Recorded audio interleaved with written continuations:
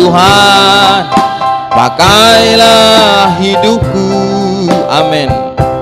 Selain aku masih kuat, ya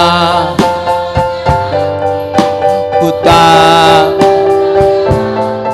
hidup ini sudah dari Allah. Amin. Selama engkau hidup, engkau harus insaf.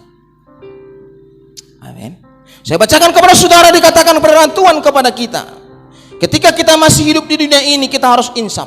Karena kewarganegaraan kita, Filipi 3 ayat 20, karena kewargaan kita adalah di dalam surga. Dari situlah kita menantikan Tuhan Yesus Kristus, juru selamat kita.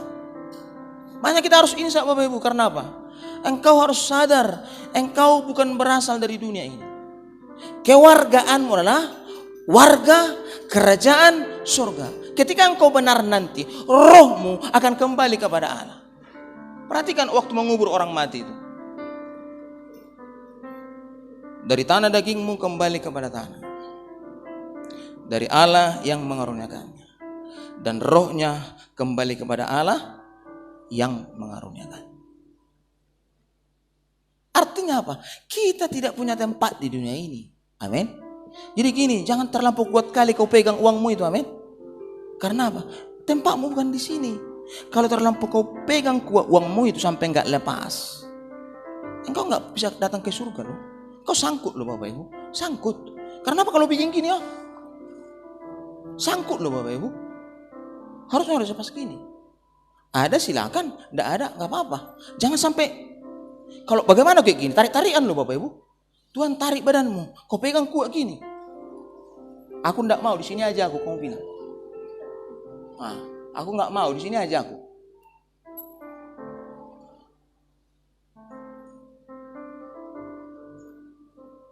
Kewarganegaraan kita bukan dari dunia ini. Kewarganegaraan kita berasal dari surga. Amin. Ayo kembali ingatkan dulu kawanmu sebelah kiri dan kanan. Kita berasal dari surga Eda. Jangan terlampau kuat kau pegang uangmu itu Eda. Nah, agak longgar sedikit memegangnya. Nah, karena kalau kau pegang kuat kali, engkau akan tertinggal. Ngeri loh, coba mainkan nalarmu dulu. Kalau sampai kau bikin gini, gak ada yang mengangkatmu loh. Siapa yang mengangkatmu? Tinggal loh. Nggak usah uang. Aku nggak mau pisah dengan suamiku yang ganteng ini, kamu bilang. Kau peluk terus. Tuhan berkata, engkau akan kuangkat. Kau peluk terus. Jadi hati-hati tentang dunia. Engkau harus mulai sadar dan harus mulai bertobat loh. Jangan terlampau genggam kuat kali. Ada orang kadang-kadang sudah menjadi lupa daratan, amin. Yang paling parah lagi mau ditamboknya Danau Toba Bapak Ibu. Aduh. Dia bilang sama istrinya, bagaimana mak? Kita tambok aja lah Danau Toba. Cuman kita milik berdua itu Danau Toba, kata. Kau jangan lupa. Seandainya pun itu dikasih kepadamu, gak boleh digenggam. Gak boleh digenggam. Harus sekedar saja. Nikmati, oke nikmati Danau Toba. Siap itu pulang, jangan lama-lama di Danau Toba. Harus kembali melayani Tuhan, amin. Jangan nanti gara-gara Danau Toba kau nggak mau lepas, di situ aja kau terus. Ingat, engkau harus kembali karena engkau bukan warga dunia ini. Ayo saya ajak saudara melihat firman Tuhan ini. 1 Korintus pasal 2 ayat 14.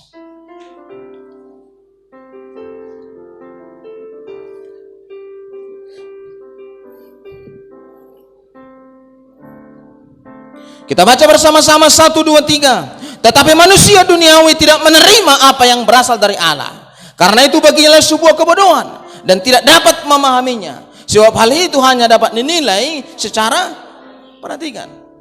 Kalau manusia dunia beriman itu adalah kebodohan. Ada nggak dong nomor gereja? Sekilas kali. Yang penting kita ibadah, ya ibadahlah. Supaya nanti kita terdaftar di gereja, mati kita dikubur.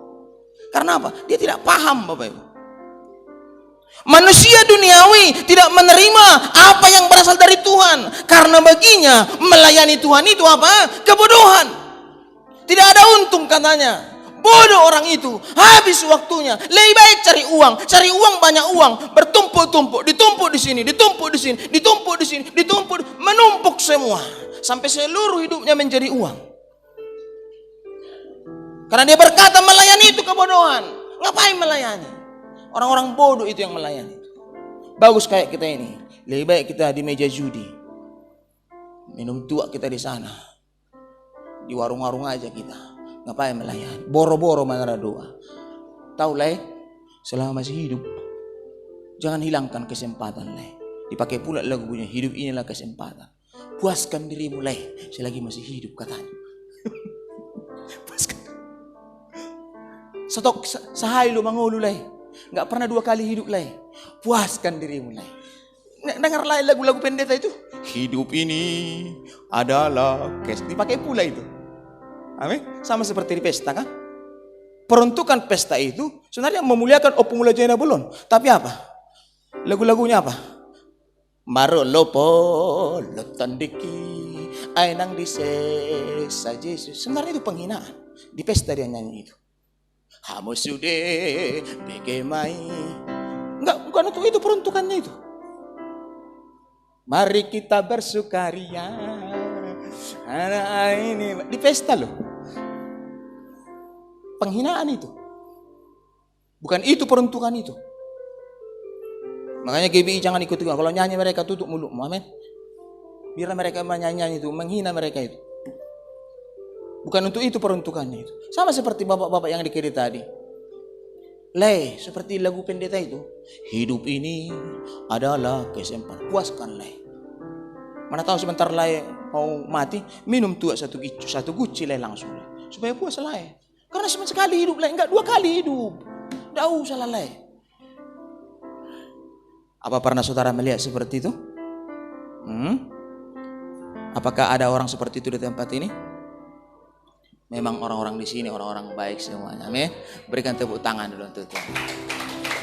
Hidup ini adalah kesempatan. Hidup ini untuk melayani Tuhan. Jangan sia-siakan hanya hidup ini jadi berkah. Oh Tuhan, pakailah hidupku, amin.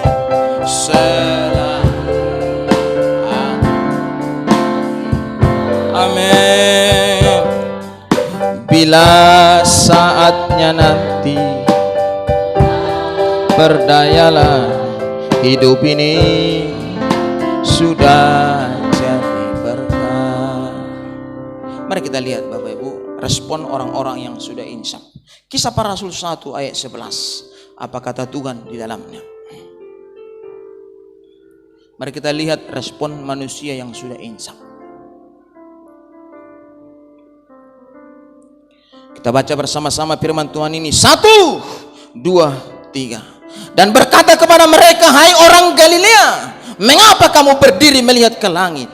Yesus yang telah terangkat ke surga meninggalkan kamu akan datang kembali dengan cara yang sama seperti kamu melihat dia naik ke surga. Perhatikan perkataan ini dikatakan, hai orang-orang Galilea, mengapa engkau bengong-bengong memandang ke langit? Kenapa engkau begitu terkesima ketika Yesus terangkat ke surga? Bukan itu yang menjadi tujuan. Tidak perlu kau heran, tidak perlu kau bingung, karena itu sudah tertulis. Yang perlu sekarang adalah engkau harus sungguh-sungguh melayani Tuhan, sungguh-sungguh bersaksi, sungguh-sungguh membawa jiwa kepada Allah, sungguh-sungguh menguduskan diri, mengubah perilaku, insaf hidupmu akan dunia. Bapak Ibu, kalau saya lihat dalam Ibraninya, apa itu Galilea Bapak Ibu? Galilea itu artinya adalah, kalau saya Inggriskan, revelation of the well, artinya roda berputar tak pernah berhenti. Itu arti Galilea. Maksudnya apa? Orang-orang yang tinggal di Galilea, imannya tidak boleh berhenti. Seperti roda berputar. Doanya tidak boleh berhenti. Dia tidak pernah patah semangat. Dia tidak boleh lemah. Dia tidak boleh bengong-bengor oleh karena keadaan. Dia tidak boleh susah oleh karena tekanan. Karena apa? Imannya tidak boleh berhenti. Karena Galilea itu sendiri adalah roda yang berputar tanpa berhenti. Makanya ketika malaikat yang dua yang putih di kanan kiri, waktu di langit itu berdiri dan berkata, "Hai kamu orang Galilea, kenapa engkau bengong-bengong seperti ini? Bukankah engkau perhatikan perkataan Yesus selama 3,5 tahun menerangkan dengan gamblang kepadamu? Kenapa engkau bengong-bengong? Pergi. Bukan bengong yang kumaksud. Pergi bersaksi, pergi berdoa. Pergi menara doa, pergi doa puasa. Layani jiwa-jiwa. Engkau harus berdoa, tidak boleh putus-putus. Engkau tidak boleh patah semangat. Engkau tidak boleh lemah. Engkau harus bersungguh-sungguh seperti roda berputar tanpa putus-putus. Tidak boleh tawar hati oleh karena corona. Tidak boleh tawar hati karena miskin. Tidak boleh tawar hati karena pas-pasan. Engkau harus berputar seperti roda yang tidak henti-henti. Amin. Itu yang Tuhan rindukan. Kita harus seperti Galilea. Bapak Ibu, saya tidak begitu pandai bahasa Inggris, tapi kupinjam saja. Revolution of the well, artinya roda berputar tak pernah berhenti. Itu arti Galilea.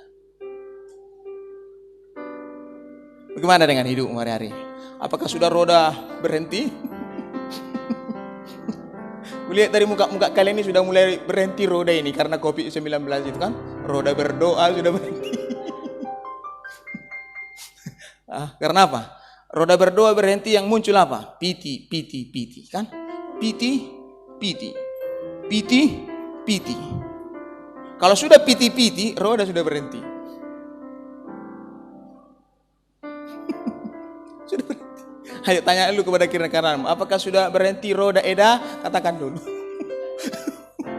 Lihat mukanya dulu. Apakah sudah berhenti roda Le? Hati-hati loh. Engkau harus seperti Galilea. Tidak boleh berhenti. Karena apa? Dunia ini jebakan, amin. Karena apa? Tuhan tidak pernah meninggalkan kau sendirian. Tapi harus teguh dalam iman. Jangan berhenti. Amin. Saudara ingat bagaimana Tuhan mempersiapkan Petrus? Luar biasa loh Bapak Ibu. Tuhan, kau itu hebat kali kau Tuhan. Aku mau ikut Tuhan. Tuhan senang loh. Ketika manusia yang mau ikut dalam alam roh yang luar biasa itu, Tuhan senang. Oke Petrus, kalau gitu, jalanlah Petrus. Tuhan senang, artinya apa? Tuhan terbuka untuk dunia. Barang siapa yang percaya, manusia yang percaya di dunia ini, Tuhan mau memberkati loh. Kau berani Petrus, berani. Datanglah. Jalanlah Petrus ini, enak kali loh. 7 langkah tung di atas air itu, enak kali loh. Jatuh pun tidak seperti biasa, seperti tanah darat. Tapi apa? Ketika mengembus angin sedikit, dia embus kakinya, mengembus-embus, melambai-lambai di bulu kakinya. Mulai goyang, ditengoknya. Tuhan tolong katanya. Apakah Tuhan berubah dengan kuasanya? Tidak berubah loh. Yang berubah apa? Kita yang sudah mulai bimbang. Ketika kita mulai lihat corona itu apa? Roda berhenti. Harusnya walaupun kau lihat corona, roda tidak boleh berhenti. Siapa di sini yang telah melihat corona roda menjadi berhenti? Angkat tangannya. Berarti orang kudus semua ini tidak ada yang berhenti berarti. Amin. Itu. Dari awal Tuhan itu merancangkan yang baik buat manusia. Supaya apa? Supaya manusia itu diberkati. Mana pernah Tuhan bilang, oh dalam kali itu Petrus, oh air itu, kau kan manusia biasa. Nanti dia celung, kau masuk ke dalam. Mati kau nanti di dalam Petrus. Tidak boleh. Tapi apa kata? Oh oke lah Petrus, silakan Petrus. Ayo. Dengan terbuka tangan Yesus. Ayo. Berilah mati itu. Tung tiung. Tapi apa? Mengembuslah di bulu kaki itu. Sap.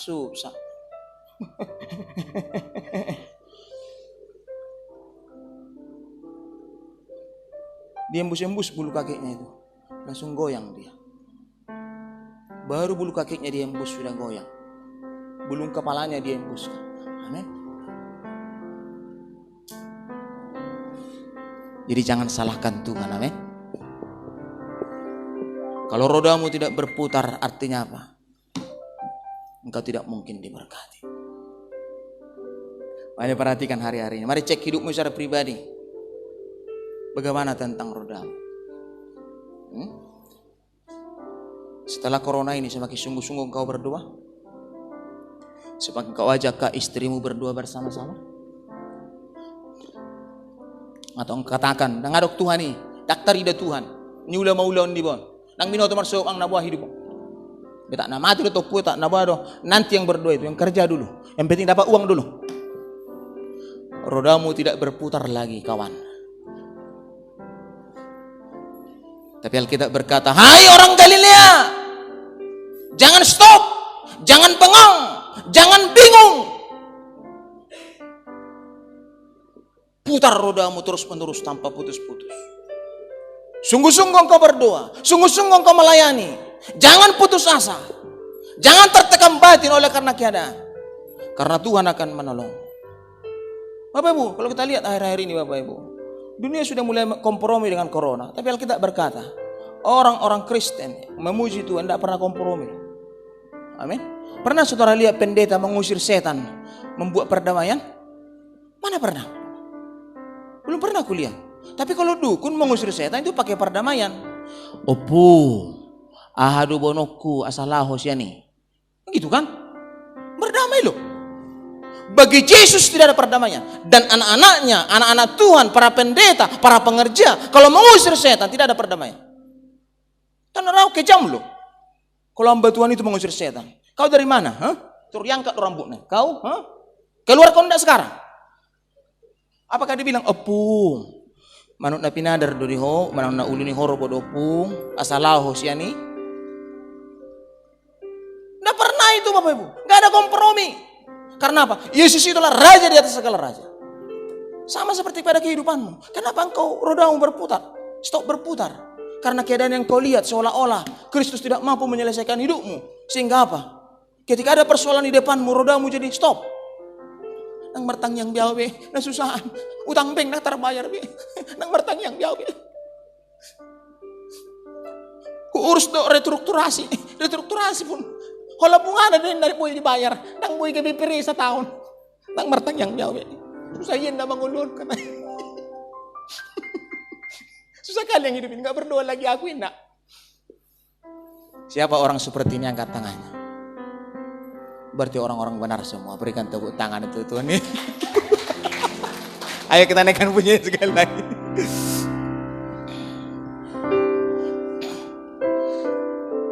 Hidup ini adalah kesempatan. Ini melayani Tuhan. Jangan sia-siakan apa yang Tuhan beri. Hidup ini berkat. Amin. Oh Tuhan, kailah hidupku selain masih kuat. Jangan saatnya nanti tak dayalah. Hidup ini sudah diberkat. Saya mau ceritakan kepada saudara poin yang terakhir tentang kehidupan murid-muridnya di Emmaus. Ini menunjukkan bahwa Tuhan betul-betul marah kepada murid-muridnya di Emmaus. Ketika Yesus sudah mati, iman para murid itu menjadi kandas. Bapak Ibu, saya akan ajak lu saudara melihat firman ini dalam Lukas pasal 24.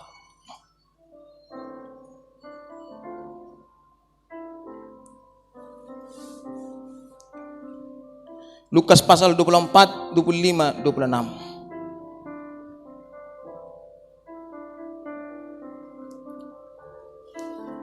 Lukas pasal 24 ayat 25 sampai 26. Kita baca bersama-sama 1, 2, 3. Lalu ia berkata kepada mereka, hai kamu orang bodoh, betapa lambannya hatimu sehingga kamu tidak percaya segala sesuatu yang dikatakan para nabi. Bukankah Mesias harus menderita semuanya itu untuk masuk ke dalam kemuliaannya? Perhatikan Bapak Ibu. Saudara tahu itu Emmaus itu mana? Emmaus itu ada dataran rendah. Yerusalem itu 800 meter di atas permukaan laut. Emmaus itu menurun Bapak Ibu. Dia pada posisi titik nol. Jadi waktu itu murid-murid itu berjalan dari Yerusalem menuju ke daerah Emmaus. Itu menurun Bapak Ibu. Waktu mereka menurun, mereka saling memperbincangkan, kemana lagi nasib kita ini? Kita murid yang tinggal ini. Yesus sudah mati. Kita dengar kabar, Yesus itu sudah bangkit kembali. Bagaimana kehidupan kita para murid ini? Saudara tahu Bapak Ibu yang terjadi? Tadi pagi kita dengar dari ibu-ibu terkemuka dari kita, melihat ke kubur, bahwa kubur Yesus sudah kosong, bahwa Yesus tidak ada di tempat lagi. Mereka bahas, mereka berjalan sepanjang 8 mil, berarti kurang lebih 10 km dari Yerusalem menuju Emmaus. Itu menurun, jalan menuki, mereka jalan kaki. Mereka membahas itu sepanjang jalan. Di pertengahan jalan apa yang terjadi? Tiba-tiba Yesus datang. Mereka tidak sadar bahwa itu Yesus. Mereka pikir itu orang biasa, seperti biasa, karena Yesus itu datang mendadak, berdiri di depan mereka. Mereka tidak tahu apakah itu orang Emmaus atau orang Yerusalem yang lewat di pinggir jalan. Lalu apa yang terjadi? Karena mereka berdiskusi, berdebat, tidak ada kesimpulan. Malah mereka sebagai murid bingung, Bapak. Karena apa? Karena mungkin selama hidup mereka belum insaf. Sehingga apa? Setiap yang terjadi yang dibuat oleh Yesus, mereka sama sekali tidak percaya. Lalu apa yang terjadi Bapak Ibu? Ketika mulai bingung Bapak Ibu, lalu apa yang berkata? Apa kata Tuhan berkata? Lalu Yesus berkata kepada mereka, hai kamu orang bodoh, betapa lambannya hatimu. Saya tahu perkataan ini besok di ujung penghakiman. Orang yang tidak setia kepada Tuhan, Tuhan akan berkata, hai kamu orang bodoh, betapa lambannya hatimu. Kamu tidak percaya segala sesuatu yang telah ditulis dalam kitab para nabi. Bukankah Mesias harus menderita baru menunjukkan kemuliaannya? Bapak Ibu, apa yang terjadi? Disitulah Tuhan Yesus melihat bahwa iman murid itu sama seperti Emmaus, sudah menurun dan sudah mulai kandas oleh karena keadaan. Udah jungkir, udah terjun bebas Bapak. Bukankah hari-hari ini kita sama seperti itu? Ketika COVID itu datang, langsung terjun bebas Bapak. Iman-iman di homa imam mi, lului si iman, tak peduli be iman menengon, sorok kepeng be. Gitu kan? Terjun bebas Bapak. Hati-hati Emmaus dalam hidup. Kau harus cepat bertobat, tinggalkan Emmaus itu. Kau harus kembali ke Yerusalem. Tinggalkan Emmaus itu. Karena apa? Kalau lama engkau di Emmaus, apa kata Tuhan? Hai kamu orang bodoh dan lamban hatimu, betapa lamban hatimu sehingga engkau tidak percaya kepada Tuhan. Kenapa orang tidak mengecap kebaikan Tuhan? Lamban Bapak Ibu dalam iman. Kalau bahasa Bataknya dikatakan begini, saya pinjam sebentar biar lebih jelas ya Bapak Ibu. Dikatakan begini, jadi dinna mamandok nasida, hamu nahurang roha, jalan alosok marhapor seau.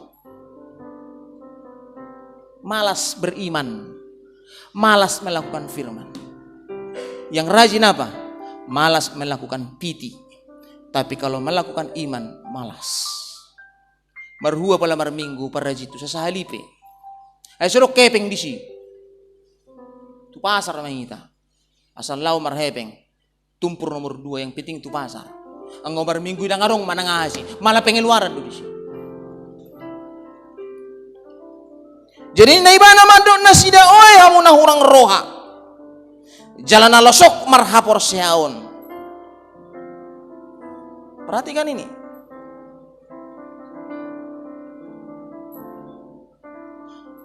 Jadi ketika iman manusia sudah menjadi kandas karena oleh sesuatu hal, Alkitab berkata, di mata Tuhan nahurang rohan.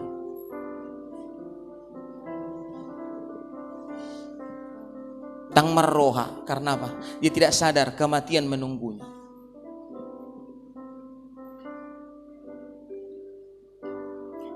Hamu nahurang roha. Jalan alosok marhapor seau.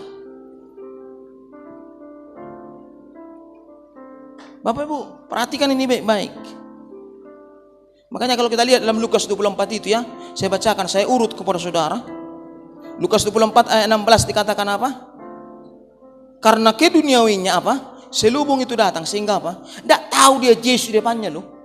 Dalam ini 3,5 tahun mereka diajar, didengar suaranya, dia tahu makanannya, vitamin apa kesukaannya, tidur di mana sukanya, apa di sofa atau di tilam atau bantal guling, bantal miring, bantal keras, bantal halus, bantal kapas, dia tahu semua. 3,5 tahun loh Bapak Ibu.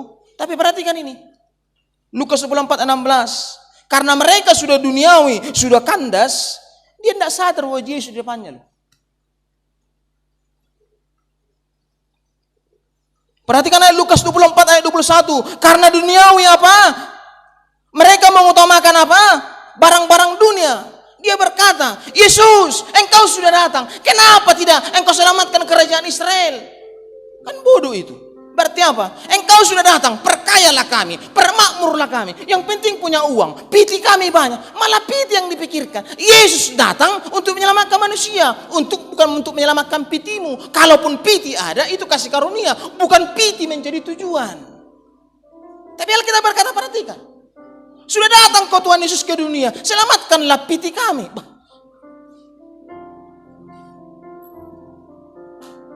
Makanya jawab Yesus keras. Tidak urusanmu masalah memulihkan Israel. Maksudnya apa? Enggak urusanmu memulihkan kerajaan-kerajaan dunia.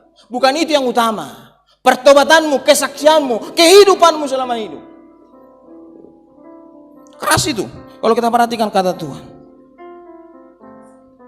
Ayat 31 dikatakan, Lukas 21 ayat 31, 24 ayat 31 dikatakan, maka terbukalah mata mereka. Mereka mengenal Tuhan. Perhatikan, lihat matanya. Ketika firman enggak di stop, buta lagi matanya. Bukankah sama seperti kita sekarang? Kalau firman disampaikan,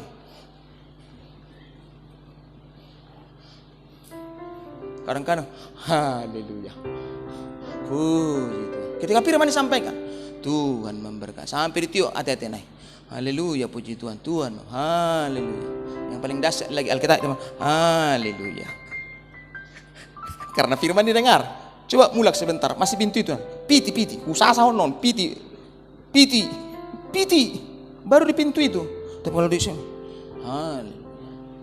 terima kasih. Ya hapus Alkitab. Haleluya. Puji Tuhan. Yesus.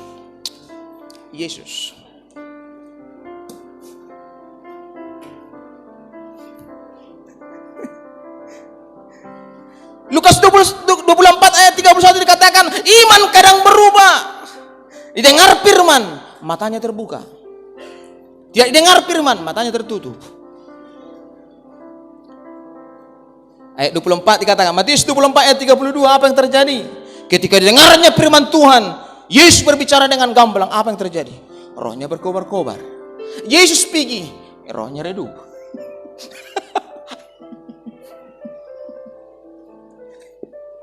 Jadi Bapak Ibu, Tuhanlah yang menghakimi kita, amin. Karena kan tiba waktunya penghakiman. Oleh karena itu, kita harus insaf, amin. Kita harus sama-sama insaf. Mari sama-sama katakan 1, 2, 3. Kita harus sama-sama insaf, amin. Kita harus sama-sama insaf. Poin yang terakhir, Bapak Ibu. Insaf yang paling berat adalah apa? Insaf yang paling berat itu adalah menaklukkan mamon.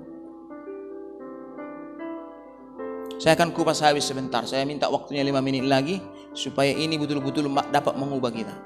Yang membuat pelayanan terhambat, membuat orang tidak bertobat, membuat orang tidak sungguh-sungguh itu apa? Tidak bisa insaf kepada mamon. Ayo kita baca lebih firman Tuhan. Lukas pasal 16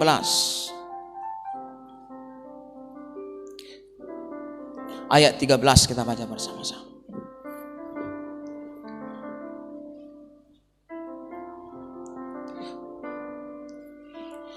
1, 2, 3. Seorang hamba tidak dapat mengabdi kepada 2 tuan.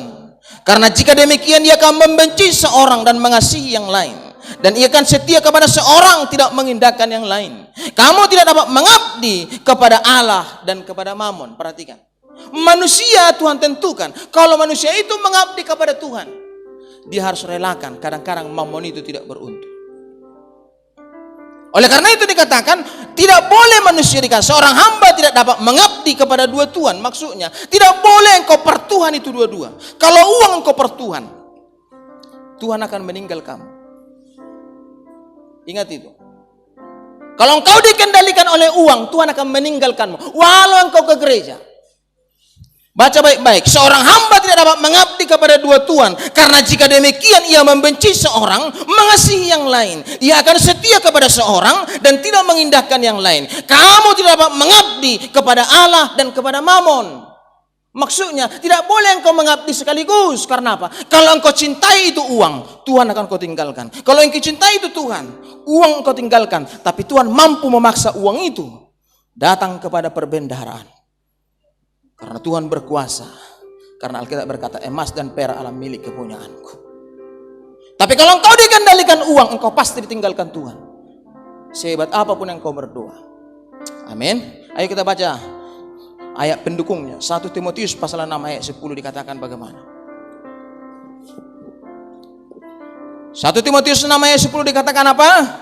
Akar segala kejahatan adalah cinta akan uang. Sebab oleh memburu uanglah beberapa orang telah menyimpang dari iman dan menyiksa dirinya dengan berbagai duka. Perhatikan, sesungguhnya Bapak Ibu, walaupun orang belum membunuh, kalau dia sudah dikendalikan oleh uang, dialah manusia paling jahat.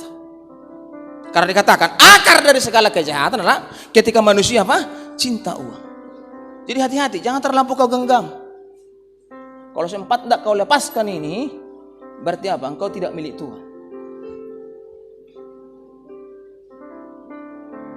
Akar dari segala kejahatan cinta akan uang. Oleh karena memburu uanglah beberapa orang telah menyimpang dari Tuhan. Artinya apa? Setiap orang tidak setia lagi kepada Tuhan karena uang. Ingatlah, engkau akan ditinggalkan. Jadi harus engkau perbaiki standingmu. Sekarang harus pelajari. Dudukkan hidupmu, dudukkan persoalan hidupmu. Bagaimana caramu melayani, bagaimana caramu bekerja. Karena apa? Kalau engkau tidak bisa mengambil kesimpulan, Tuhan akan meninggalkan.